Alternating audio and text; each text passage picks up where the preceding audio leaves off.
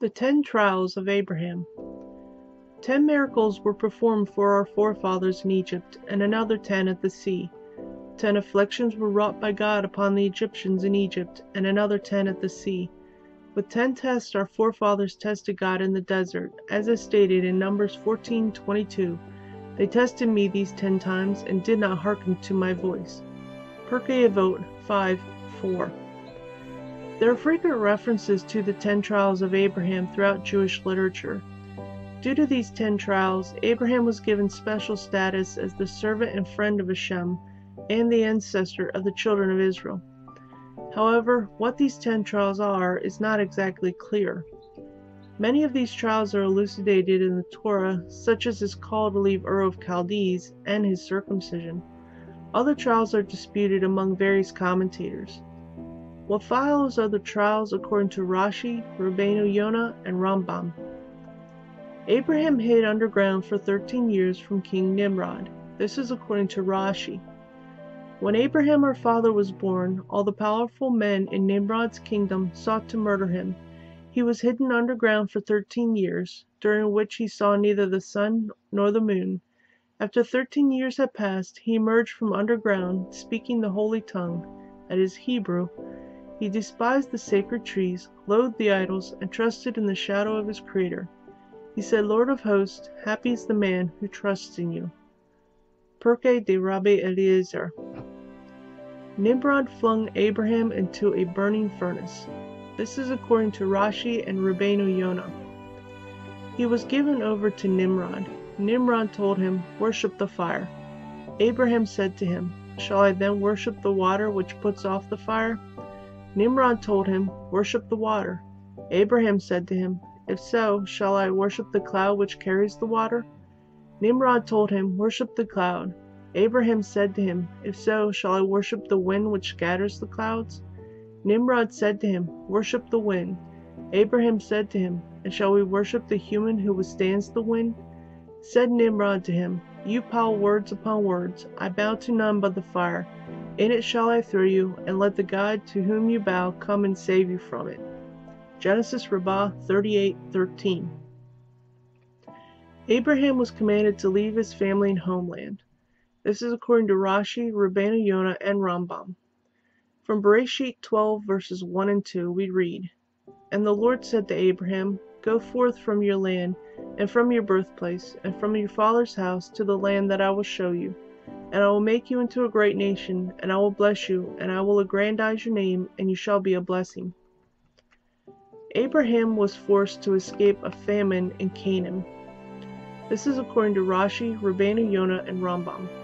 In Bereshit 12 verse 10 we read, and there was a famine in the land, and Abram descended to Egypt to sojourn there, because the famine was severe in the land. Sarah was kidnapped by Pharaoh's officials. Again, this is according to Rashi, Rabbeinu Yonah, and Rambam.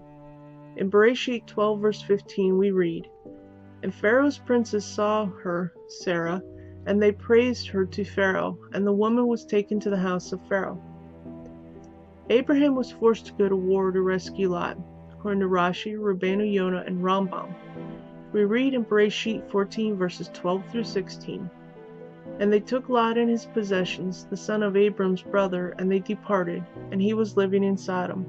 And the fugitive came, and he told Abram the Hebrew, and he was living in the plain of Mamre, the Amorite, the brother of Eshcol, and the brother of Aner, who were Abram's confederates. And Abram heard that his kinsmen had been taken captive, and he armed his trained men, those born in his house, 318, and he pursued them until Dan. And he divided himself against them at night, he and his servants, and smote them, and pursued them until Hobah, which is to the left of Damascus. And he restored all the possessions, and also Lot his brother, and his possessions he restored, and also the woman and the people. God told Abraham that his offspring would suffer under the rule of 4 monarchies. This is a trial according to Rashi. We read in Bereshit 15 verse 14. And also the nation that they will serve will I judge, and afterwards they will go forth with great possessions.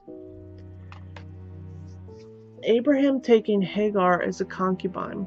This is a trial according to Rambam. We read in Bereshit 16 verses 1 through 3. Now Sarai, Abraham's wife, had not borne to him, and she had an Egyptian handmaid named Hagar. And Sarai took to Abram, Behold now, the Lord has restrained me from bearing. Please come to my handmaid, perhaps I will be built up from her. And Abram hearkened unto Sarai's voice. So Sarai, Abram's wife, took Hagar the Egyptian, her handmaid, at the end of 10 years of Abram's dwelling in the land of Canaan, and she gave her to Abram her husband for a wife. Abraham was commanded to circumcise himself and his son, a trial according to Rashi, Rabbeinu Yonah, and Rambam. In Bereshit 17 verses 10 through 13 we read, This is my covenant which you shall observe between me and between you and between your seed after you, that every male among you be circumcised. And you shall circumcise the flesh of your foreskin, and it shall be as the sign of the covenant between me and between you. And at the end of the 8 days every male shall be circumcised to you throughout your generations, one that is born in the house, or one that is purchased with money, from any foreigner who is not of your seed. Those born in the house and those purchased for money shall be circumcised, and my covenant shall be in your flesh as an everlasting covenant. Sarah's abduction by Abimelech. This is a test according to Rabbi Yonah and Rambam. In Bereshit 20 verse 2 we read, And Abraham said unto Sarah his wife, She is my sister. And Abimelech the king of Gerar sent and took Sarah. Abraham is told to drive away Hagar. According to Rambam, this is one of the 10 tests. We read in Bereshit 21 verse 10, And Sarah said to Abraham, Drive out this handmaid and her son, for the son of this handmaid shall not inherit with my son, with Isaac. Abraham's distaste at driving away Ishmael, a test according to Rambam. We read in Bereshit 21 verse 11, But the matter greatly displeased Abraham concerning his son. Abraham was commanded to drive away Hagar and Ishmael, one of the 10 trials according to Rashi and Rabbeinu Yonah. In Bereshit 21 verses 9 through 14 we read, And Sarah saw the son of Hagar the Egyptian, whom she had borne to Abraham, making merry. And Sarah said to Abraham, Drive out this handmaid and her son, for the son of this handmaid shall not inherit with my son, with Isaac. But the matter greatly displeased Abraham concerning his son. And God said to Abraham, Be not displeased concerning the lad and concerning your handmaid. Whatever Sarah tells you, hearken to her voice, for in Isaac will be called your seed. But also the son of the handmaid I will make into a nation, because he is your seed. And Abraham arose early in the morning, and he took bread and a leather pouch of water, and he gave them to Hagar. He placed them on her shoulder and the child, and he sent her away, and she went and wandered in the desert of Beersheba. Abraham was told to bind Isaac on the altar.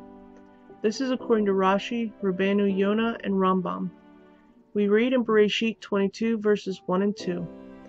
And it came to pass after these things that God tested Abraham, and he said to him, Abraham, and he said, Here I am. And he said, Please take your son, your only one whom you love, yea, Isaac, and go away to the land of Moriah, and bring him up there for a burnt offering on one of the mountains of which I will tell you. Abraham's purchase of a burial plot for Sarah. This is a test according to Rabbeinu Yonah. In Bereshit 23 verses 3 through 4 and verses 16 and 17 we read, And Abraham arose from before his dead, and he spoke to the sons of Heth, saying, I am a stranger and an inhabitant with you. Give me burial property with you, so that I may bury my dead from before me. And Abraham listened to Ephron, and Abraham weighed out to Ephron the silver that he had named in the hearing of the sons of Heth, 400 shekels of silver accepted by the merchant. And so the field of Ephron, which was in Machpelah facing Mamre, was established as Abraham's possession. This included the field and the cave that was in it, and all the trees that were in the field, which were within its entire border around. This has been a punktorah production. Thank you for watching.